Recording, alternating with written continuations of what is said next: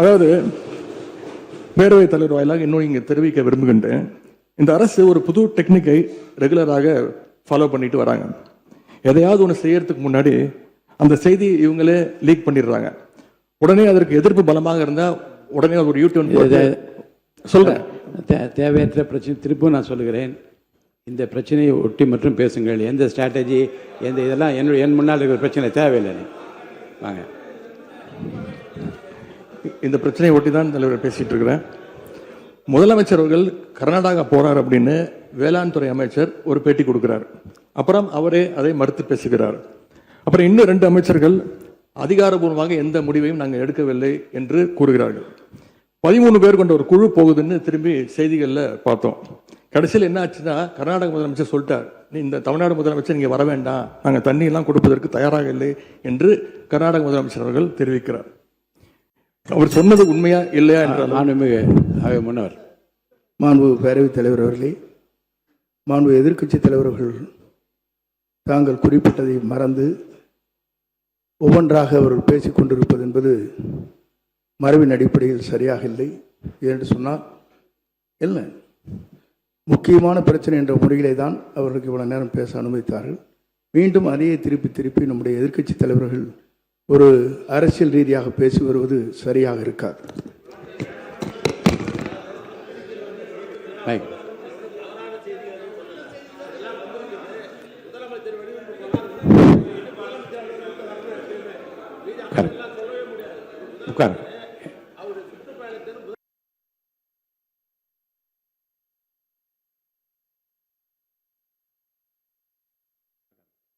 மாண்பு எதிர்க்கட்சி தலைவர்களுக்கு மீண்டும் சொல்கிறேன், சுருக்கமாக அரசின் கவனத்தை ஈர்த்து அமர்வதுதான் மரபும் விதியும்.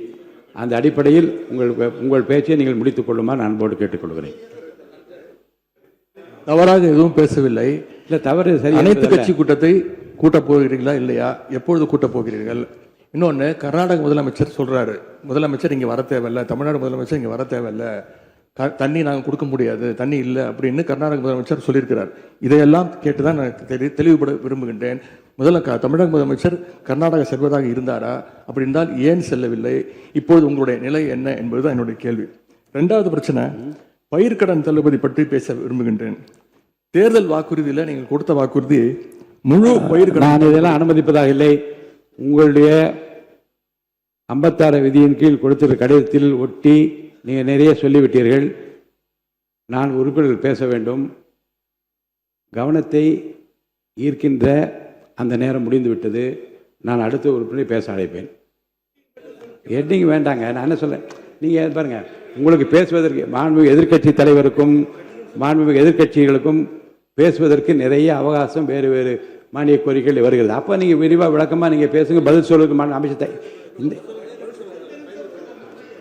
ஒரு முடிங்க. 2வது, இந்த பயிர்க்கடன் தள்ளுபடி நீங்க தேர்தல் வாக்குறுதி கொடுத்திருக்கிறீங்க, முழு பயிர்க்கடன் தள்ளுபடி அப்படின்னு. மாண்பு பேரவைத் தலைவர் அவர்களே, மாண்பு எதிர்க்கட்சி தலைவர்கள் கொடுக்கின்ற சிறப்பு கவன ஈர்ப்பு தீர்மானத்தில் அது இடம்பெற்றிருக்கிறதா என்பதை அறிய விரும்புகிறேன். போதும்.